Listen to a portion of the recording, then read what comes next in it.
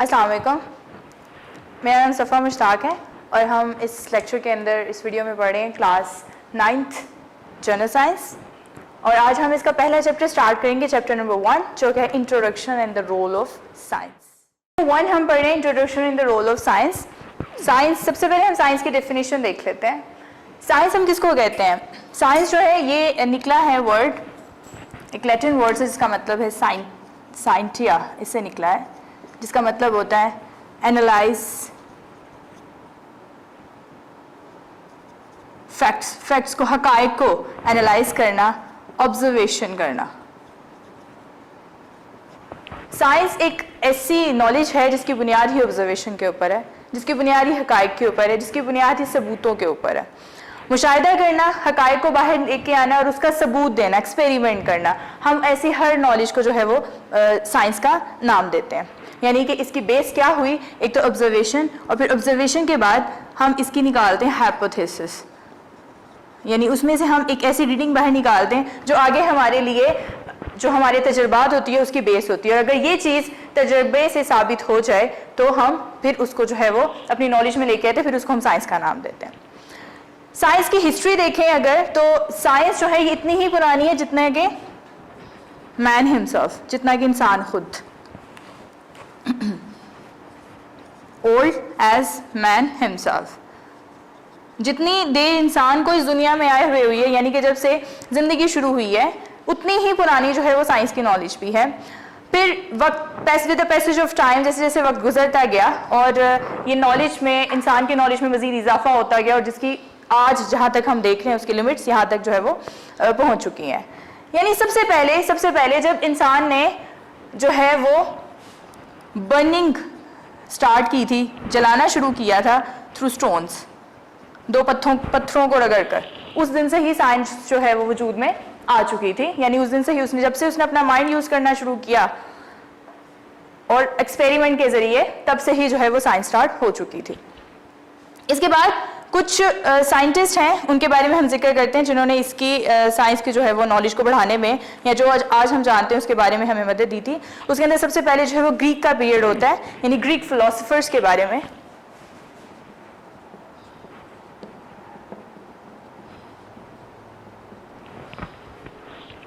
Greek philosophers जो हैं ये, इन्होंने बहुत ज़्यादा इंटरेस्ट ली थी साइंस के ऊपर, जैसे कि इन्होंने दूसरे सब्जेक्ट्स के अंदर ली थी इंटरेस्ट, यहाँ तक कि इन्होंने इंटरेस्ट लेना शुरू कर दी थी तकरीबन 500 BC, ये हम बोलते हैं before the birth of the Christ, यानी नबियों पैगंबरों के ज़माने की ये बात है, जब से साइंस जो है वो इंसान के नॉलेज में आना शुरू हो गई थी। तो ये ग्रीक्स जो थे, ठीक है, ग्रीक फिलोसफर्स जो थे ये अपनी बात को तजर्बे से साबित करने में इतना इंटरेस्टेड नहीं थे, क्योंकि ये यकीन रखते थे, यानी इनका फर्म बिलीफ था कुछ चीज़ों के ऊपर। इनका बिलीफ किस चीज़ के ऊपर था कि इस दुनिया में जितनी भी चीज़ें हैं ना, उनकी बुनियाद यही 4 हैं: हवा, पानी, ज़मीन और आग। Air, water, earth and fire, जितनी भी चीज़ें हैं इन्हीं सब की इंटरलिंक है। और ये इस बात पे, इन 4 एलिमेंट्स को इन्होंने जो है वो बेस बना दिया था लाइफ की। और ये इस बात पे यानी इतने ज़्यादा यकीन रखते थे कि इन्होंने इस बात की ज़रूरत भी नहीं समझते थे कि हमें इसको तजर्बे से या एक्सपेरिमेंट से कुछ इसको जो है वो साबित करने की ज़रूरत है। उसके बाद इस्लामिक पीरियड शुरू होता है, इस्लामिक मुस्लिम साइंटिस्ट का। ये गोल्डन ईरा था फॉर द मुस्लिम साइंटिस्ट। इस इरे के अंदर केमिस्ट्री को बहुत ज़्यादा एक्सटेंशन मिली थी, केमिस्ट्री की नॉलेज में खास तौर पर। आज तो हमें साइंस की बहुत ज़्यादा ब्रांचेस के नाम पते हैं, हमने इसको बहुत ज़्यादा जो है वो उसमें डिवाइड कर दिया हुआ है, क्योंकि आज इतनी ज़्यादा नॉलेज इसकी हो गई हुई है कि वो एक माइंड के अंदर, एक बुक के अंदर उसको जो है वो रखना हमारे लिए नामुमकिन हो चुका है। लेकिन ये उस टाइम की बात है जब अभी सिर्फ हम हर चीज़ को साइंस के अंदर ही पढ़ते थे। तो तकरीबन ये 600 से 1400 AD की बात है।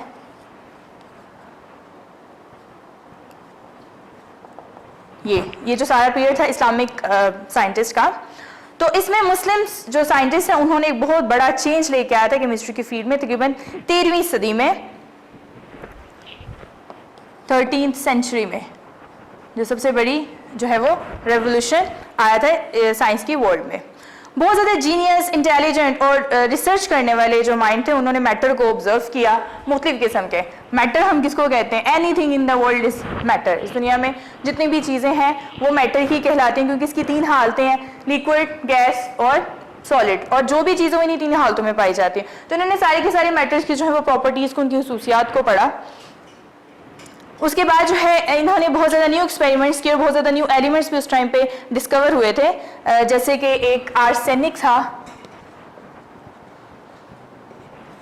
ये उस टाइम पे जो है वो डिस्कवर हुआ था जब हमें एलिमेंट्स का हमें नामो निशान भी नहीं पता था कि मैटर के अंदर कुछ एलिमेंट्स भी पाए जाते हैं। यानी इस तरह से जो है वो केमिस्ट्री को बहुत ज़्यादा फ़रोग़ मिला था। उसके बाद जो है कुछ मॉडर्न साइंटिस्ट भी हमारे सामने हैं जिन्होंने इसके ऊपर रिसर्च की थी, जैसे न्यूटन है, आइंस्टाइन है, मेंडल है। इन सब की रिसर्चेस भी हैं जो इनके इन पीरियड्स के जो है वो बात शुरू हुई थी। उसके बाद साइंस का जो कॉन्सेप्ट है इस्लाम के अंदर, तो इस्लाम के अंदर जिसका कॉन्सेप्ट है वो हमें काफ़ी जो है वो कुरानिक आयात से भी मिलता है।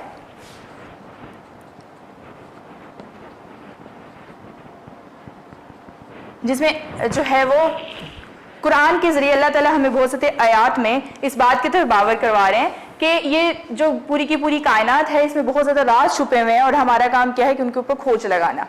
और इसी प्रिंसिपल को कॉन्सेप्ट ऑफ द साइंस इन इस्लाम, इस्लाम के अंदर साइंस का क्या कॉन्सेप्ट है? इस्लाम के अंदर जो है ना, इस्लाम एक पूरा कंप्लीटेड कोड ऑफ लाइफ है हमारे लिए। और कुरान पाक में भी अल्लाह ताला जो है वो इन बातों पे बहुत ज़्यादा जोर दिया हुआ है, बहुत ज़्यादा आयात में, जिसके हम कुछ जो है यहाँ पे डिस्कस करेंगे अभी। कि जैसे कि अल्लाह ताला फरमाते हैं कि आप जो है इस कायनात पूरी को मैंने भरा हुआ है बहुत ज़्यादा राजों के साथ, और इंसान का काम क्या है कि उनके ऊपर खोज लगाओ। अक्ल इसलिए दी है इंसान को। जैसे हमारी जो पहली कुरान पाक की जो पहली आयात नाजिल हुई थी, उसमें भी अल्लाह ताला यही फरमा रहे थे कि पढ़ो अपने रब के नाम से जिसने तुम्हें पैदा किया, जिसने तुम्हें जो है वो खून के लोथरे से पैदा किया था और इंसान को वो सिखाया जो वो इंसान को कलम का इल्म सिखाया जो वो नहीं जानता था। तो यानी कि यहाँ से जाहिर होता है कि इस्लाम भी जो है वो हमें खोजने की तरफ, हकीकतों को जो है वो बाहर लाने की तरफ जो है हमें इस चीज़ का दर्स देता है। उसके बाद बहुत हदीस भी ऐसी हैं, जैसे नबी पाक सल्लल्लाहु अलैहि वसल्लम के फरमान हैं कि तुम इल्म हासिल करो चाहे तुम्हें उसके लिए चीन ही क्यों ना जाना पड़े। और तब ये उस टाइम की बात है जब चीन का सफ़र जो होता था वो बहुत जान जोखों का सफ़र था, उधर पहुंचना बहुत ज़्यादा जो है वो मुश्किलात से गुजर के जाना पड़ता था। तो आज तो हमारे लिए ये मिनटों का सफ़र है, लेकिन हम इस हदीस के तह में जब हमें पता चलता है कि हमें साइंस की तरफ या इस इल्म की तरफ जो है वो हमारा मज़हब हमें कितना जो है उसकी तरफ बावर करवाता है। अच्छा, इसके बाद जो है ये तो हमारा था कॉन्सेप्ट ऑफ साइंस का इन इस्लाम के अंदर। तो अब हम जो है वो कंट्रीब्यूशन पढ़ लेते हैं मुख्तलिफ साइंटिस्ट के बारे में कि उन्होंने जो है वो मुख्तलिफ साइंटिस्ट ने इसके बारे में क्या कहा। हमने हमारा जो टॉपिक है ये है contributions of the Muslim scientist, यानी कि जो मुसलमान हमारे साइंसदान हैं उनकी क्या खिदमात हैं साइंस की नॉलेज के अंदर। बहुत ज़्यादा हमारे पास हिस्ट्री में ऐसे साइंसदान मिलते हैं मुस्लिम साइंटिस्ट जिन्होंने बहुत ज़्यादा कंट्रीब्यूट किया है हमें साइंस की नॉलेज के अंदर। उसमें से कुछ के बारे में हम यहाँ पे पढ़ेंगे। सबसे पहले जाबिर बिन हियान।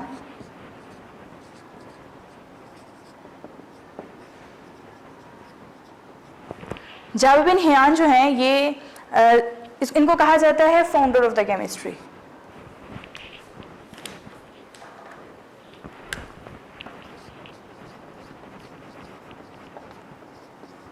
केमिस्ट्री का बानी कहा जाता है इन्हें, क्योंकि बहुत ज़्यादा एलिमेंट्स और बहुत ज़्यादा केमिस्ट्री के बेसिक रिएक्शंस जो आज भी हम इस्तेमाल करते हैं वो सारे इनके इन्वेंट किए हुए हैं, जो आज भी हम उनको पढ़ते हैं।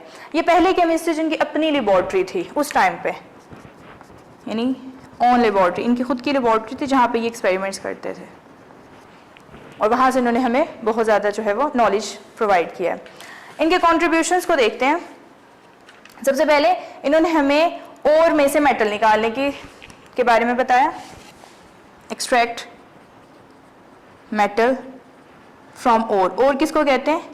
हम जब ये जितने भी मेटल हैं हम इनको निकालते हैं मादनियात की शक्ल में फ्रॉम द सॉइल, मिनरल्स की सूरत में हम इसको निकालते हैं फ्रॉम सॉइल में से। अब वहाँ से ऐसा नहीं होता कि हमें अलग से पड़ा हुआ कि जी ये लोहा पड़ा हुआ है ज़मीन के अंदर अलग से, या स्टील पड़ी हुई है अलग, हमें क्या मिलता है वहाँ पे एक जो है वो मजमूआ मिलता है मुख्तलिफ किस्म के मेटल्स का, लेकिन जिसके अंदर एक चीज़ जो है वो ज़्यादा होती है, जो हमें पता होता है हमने इसको एक्सट्रैक्ट करना है यहाँ से, हम उसको ओर का नाम देते हैं। यानी ओर क्या हुआ, और जो है ये मिक्सचर है उन मिनरल्स का जो हम ज़मीन के अंदर से निकालते हैं, फिर इसके अंदर से हम जो है वो स्पेसिफिक अपना मेटल जो है वो एक्सट्रैक्ट करते हैं। तो ये तरीका इसके ज़मीन के अंदर से उसको ओर को निकालना, फिर उसमें से हम अपनी मर्जी का स्पेसिफिक मेटल कैसे निकाल सकते हैं, ये तरीका उन्होंने हमें बताया था। फिर इसके अलावा हमें इन्होंने स्टील मेकिंग स्टील, यही ओर में से स्टील निकालने का तरीका, फिर उसके बाद जो है लेदर की टैनिंग करने का तरीका, जिससे हम जो है आज भी ये जितने जैकेट्स वगैरह, शूज़ वगैरह, ये सारी चीज़ें बनाते हैं। फिर इसके अलावा जो है कपड़ों को रंग करने का तरीका, डाइंग क्लॉथ कैसे कर सकते हैं, ये हमें तरीके इन्होंने बताए थे। कपड़ों को रंग करने के अलावा जो है इन्होंने हमें रस्टिंग से प्रोटेक्शन के तरीके, यानी जंग से रस्टिंग प्रोटेक्शन, यानी कि हम जो है वो मेटल को, सूसन आयरन को रस्ट लगने से यानी जंग लगने से कैसे बचा सकते हैं, ये सारे तरीके इन्होंने हमें बताए। फिर इसके बाद बहुत ज़्यादा इंपॉर्टेंट किस्म के एसिड्स, ऐसे जो आज भी हमारे लिए बहुत जो है वो रखते हैं इंपॉर्टेंस, जैसे कि नाइट्रिक एसिड, सल्फ्यूरिक एसिड, ठीक है, ये इंपॉर्टेंट किस्म के एसिड्स है जो ये हमें उसके तरीके बता के गए थे इनको बनवाने के। इनको जो है वो मोजद कहा जाता है, बहुत ज़्यादा केमिकल कंपाउंड्स का डिस्कवर किए थे इन्होंने, बहुत ज़्यादा इंपॉर्टेंट। फिर इसके अलावा जो है इन्होंने हमें वार्निश का तरीका बताया था।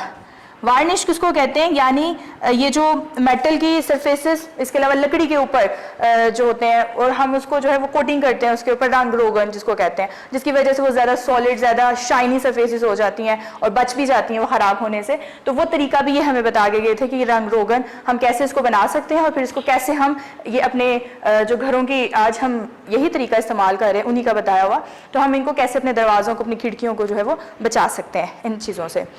इसके अलावा इन्होंने हमें फ्रैक्शनल डिस्टिलेशन का तरीका भी बताया था।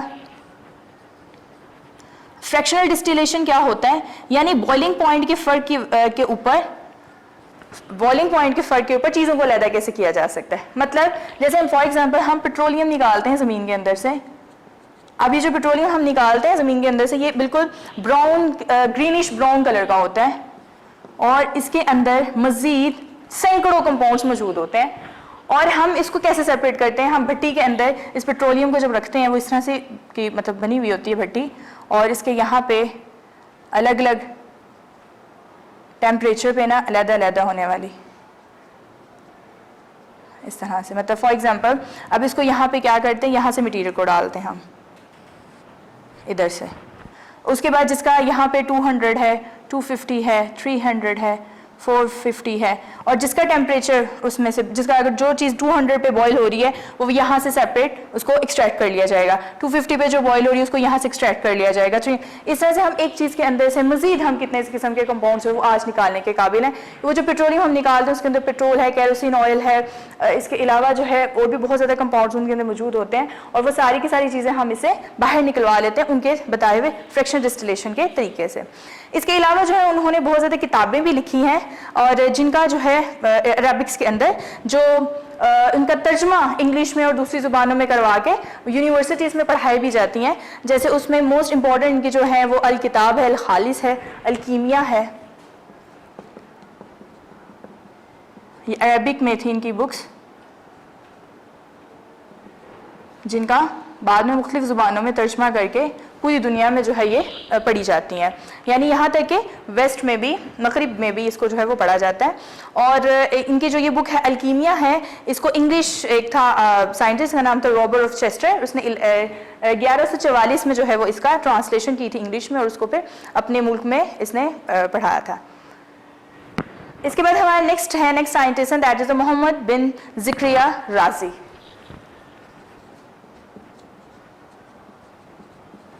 मोहम्मद बिन ज़िक्रिया अल-राज़ी, ये सेकंड मोस्ट मुस्लिम साइंटिस्ट है, और इनका पूरा नाम जो है अबू बकर मोहम्मद बिन ज़िक्रिया अल-राज़ी है। ये रे में पैदा हुए थे, जो कि आज तेहरान बन चुका है, पुराना नाम उस मुल्क का जो है वो रे है। और इनकी कॉन्ट्रीब्यूशंस क्या हैं, ये भी बहुत बड़े केमिस्ट भी थे और फिजिशियन थे, केमिस्ट और इसके अलावा फिजिशियन थे, यानी डॉक्टर थे। इसके साथ जो है सर्जन बहुत बड़े थे। ये बगदाद के एक हॉस्पिटल में ये एडमिनिस्ट्रेटर भी रह चुके हैं। हॉस्पिटल इन बगदाद में एक हॉस्पिटल था और ये वहाँ पे उसके इंतज़ामिया में भी जो है वो रह चुके थे। इसके अलावा ये पहले इनको ये ऑनर हासिल है कि ये पहले थे साइंटिस्ट जिन्होंने ये बताया था कि आप अफीम को यूज़ करके पेशेंट को जो है वो बेहोश कर सकते हैं और फिर उसकी सर्जरी कर सकते हैं, वरना पहले जो था वो उसको दर्द बर्दाश्त करनी पड़ती थी और वो बहुत ही नाकाबिले बर्दाश्त दर्द होती थी कि अगर पेशेंट उससे ठीक हो गया ऑपरेशन से, लेकिन वो दर्द से जो है वो अक्सर उसको बर्दाश्त नहीं कर पाता था। तो इन्होंने इसको पेशेंट को अनकॉन्शियस करने का तरीका बताया था। इसके अलावा इन्होंने बहुत ज़्यादा बीमारियाँ, ख़ास तौर पर जिन्होंने उस टाइम पर बहुत ज़्यादा तबाही मचाई थी दुनिया में, चिकन पॉक्स और स्मॉल पॉक्स, इसका रीज़न क्यों फैली थी, इसके सिम्टम्स, इसका ट्रीटमेंट, ये दोनों बीमारियों का जो था हमें मोहम्मद बिन ज़िक्रिया ने जो है वो बताया था। इनकी जो थ्योरीज है इन डिजीज़ के बारे में, उन्हीं को इस्तेमाल करके आज हमने बहुत ज़्यादा डिजीज़ के सिम्टम्स, ट्रीटमेंट और क्योर जो है वो ढूंढने की कोशिश की है और अभी भी ये हमारे स्टिल प्रैक्टिस में है। इसके अलावा अल्कोहल बनाने का तरीका फ्रॉम द फर्मेंटेशन, यानी तखमीर के प्रोसेस से, यानी माइक्रो ऑर्गेनिजम्स को यूज़ करके, तो कैसे खमीर लगा के हम तखमीर के प्रोसेस से अल्कोहल बना सकते हैं, जिसको कसरे कशीदगी भी बोलते हैं, उस प्रोसेस से ये बनाया जाता है। तो ये भी तरीका ही हमें बता के गए थे। इसके अलावा इनका कहना था कि जितने भी सब्सटेंसेस दुनिया में मौजूद हैं उनको इन्होंने 4 कैटेगरीज में डिवाइड कर दिया था। यानी इनका कहना था कि या तो कोई चीज़ मिनरल है, यानी ज़मीन से हासिल होती है, या उस एनिमल से हासिल होती है, या वो बोटेनिकल है, प्लांट से हासिल होती है, और तीसरी चीज़ होती है ड्राइव, यानी कि हम खुद भी महफूज करते हैं लेबॉर्ट्रीज में, उनको बोलते हैं। और इनकी जो क्लासिफिकेशन थी केमिकल कंपाउंड्स के बारे में राज़ी ने की थी, वो भी आज भी हम उसको जो है वो यूज़ करते हैं। तीसरा साइंटिस्ट है, ये 965 में पैदा हुए थे, 1039 में इनकी डेथ हुई थी। और ये इनका पूरा नाम जो है अबू अली अल हसन इब्नुल हसन अल बसरी था। इनको जो है अल हसन के नाम से वेस्ट में मगरिब में जाना जाता है आज भी। इनके कॉन्ट्रीब्यूशंस के बारे में देख लेते हैं।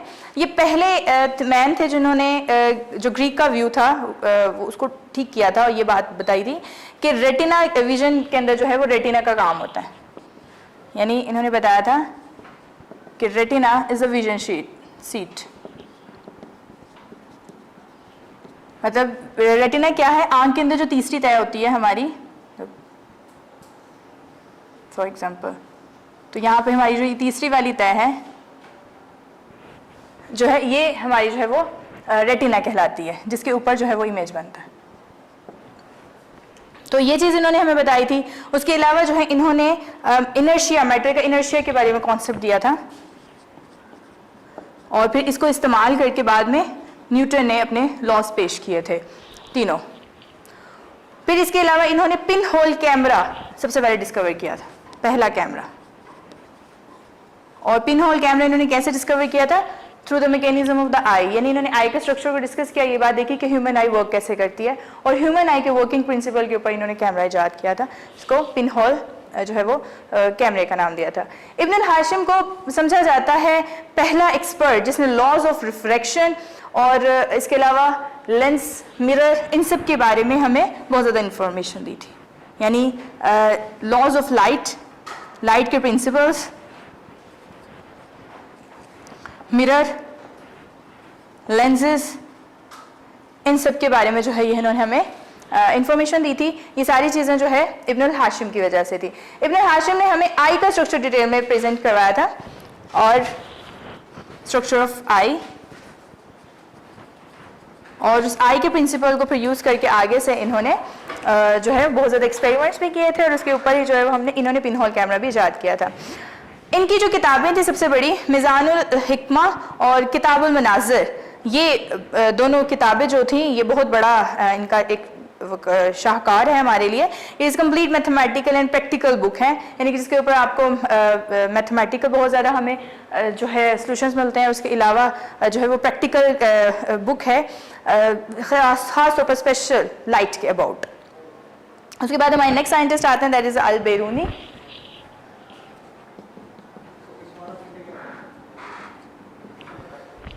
अल बिरूनी जो थे ये तकरीबन 973 से 1048 तक रहे थे AD के, और इनका जो पूरा नाम है बुरहानुल हक अबू रेहान मोहम्मद बिन अहमद था और इनको अल बिरूनी के नाम से जो है वो शुरू में जाना जाता था।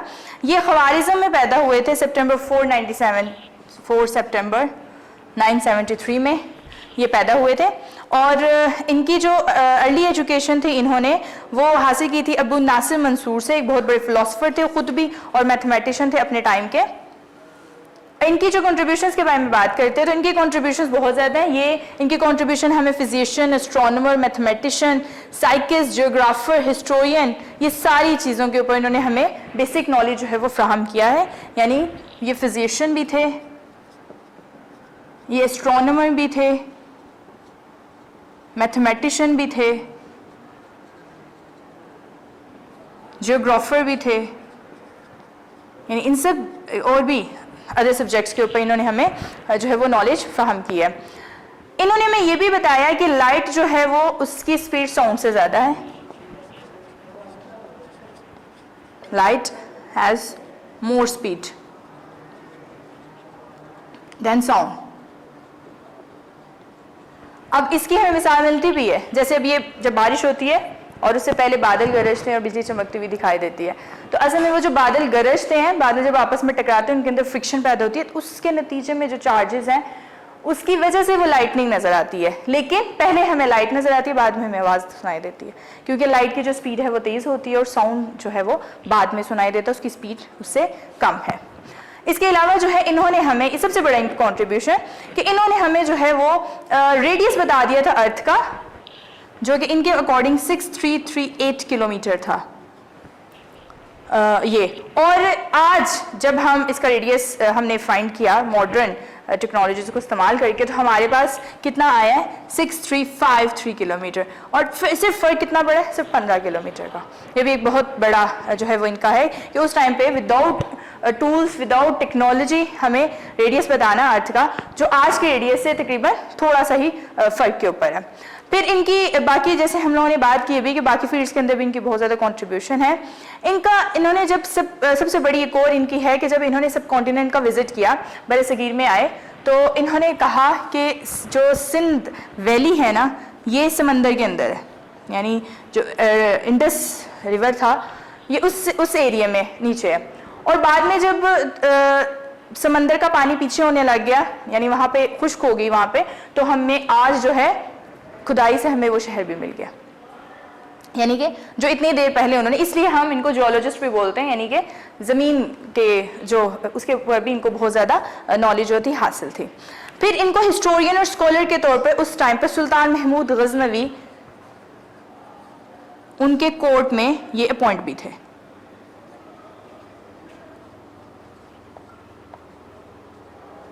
वहाँ पे ये हिस्टोरियन यानी तारीखदान और स्कॉलर के तौर पे वहाँ पे ये पॉइंट है। इन्होंने 150 किताबें लिखी हैं मैथमेटिक्स के ऊपर, और सबसे फेमस किताब जो है इनकी वो है तहरीरुल अमाकिन। इसके बाद हमारे एक लास्ट साइंटिस्ट रह जाते हैं मुस्लिम साइंटिस्ट जो हैं बू अली सीना।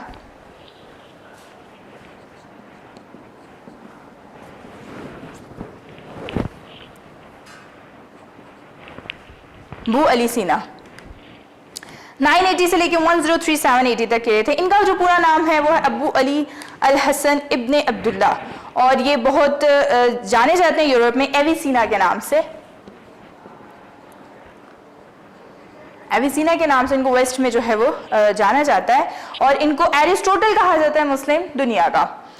इनके कॉन्ट्रीब्यूशंस क्या है कि इन्होंने रिसर्च आर्टिकल लिखे थे 760 हर्ब्स के ऊपर, यानी 760 जड़ी बूटियाँ जो इन्होंने डिस्कवर की थी, इसलिए इनका काम जो है वो मेडिसिन में बहुत ज़्यादा है। यानी इनको बताया था इन्होंने कि इसका जो है हम इसको इस बीमारी में इस्तेमाल कर सकते हैं, इसके अंदर ये चीज़ें हैं। यानी एक पूरा रिसर्च पेपर जो है वो इन्होंने इसके बारे में लिखा था। फिर इसके बाद ये पहले पर्सन थे जिन्होंने ये आइडिया भी रिजेक्ट कर दिया था कि आप आम मेटल को गोल्ड में कन्वर्ट नहीं कर सकते। इनकी जो किताबें हैं तकरीबन इन्होंने 100 किताबें जो है लिखी थी, 100 बुक्स थी इनकी मुख्तलिफ टॉपिक्स के ऊपर, और उन टॉपिक्स में कौन कौन से थे कि इन्होंने फ़िलासफ़ी के ऊपर, फ़िक़ा के ऊपर, लिटरेचर एंड बायोलॉजी के ऊपर जो है वो इन्होंने किताबें लिखी थी, जिनमें 2 किताबें इनकी बहुत फेमस हैं, किताब अल-शिफ़ा एंड अल-क़ानून फ़िल तिब। किताब शिफ़ा एंड अल-क़ानून फ़िल तिब, ये 2 किताबें जो हैं इनकी बहुत ज़्यादा फेमस थी। जो किताब शिफ़ा है ये फ़िलासफ़ी के ऊपर किताब है, और इसके अंदर बहुत ज़्यादा इन्होंने बायोलॉजी के टॉपिक्स को डिस्कस किया, फिज़िक्स के, केमिस्ट्री के और मैथमेटिक्स की किताबों के ऊपर भी टॉपिक्स को छेड़ा इन्होंने। और अल-क़ानून फ़िल तिब के अंदर ये मेडिसिन के ऊपर बुक है, फेमस बुक इनकी, और इसकी 14 वॉल्यूम्स हैं, और जो कि ह्यूमन बॉडी के मुख्तलिफ किस्म के पार्ट्स को जो है वो डिस्कवर कर रहे हैं। तो ये रहे हमारे मुस्लिम साइंटिस्ट। इसके बाद हमारा जो नेक्स्ट टॉपिक होगा वो होगा contributions of this scientist of Pakistan, यानी कि जो पाकिस्तान से ताल्लुक़ रखने वाले साइंटिस्ट हैं उनके कॉन्ट्रीब्यूशंस के बारे में हम पढ़ेंगे, और वो इंशाल्लाह नेक्स्ट वीडियो में डिस्कस करेंगे। अल्लाह हाफ़िज़। वीडियो पसंद आई तो लाइक करें, अपनी राय कमेंट करें। ऐसे ही मजीद वीडियोस के लिए हमारा चैनल सब्सक्राइब करें और बेल का आइकन दबाएं ताकि आपको हर वीडियो का नोटिफिकेशन मिलता रहे।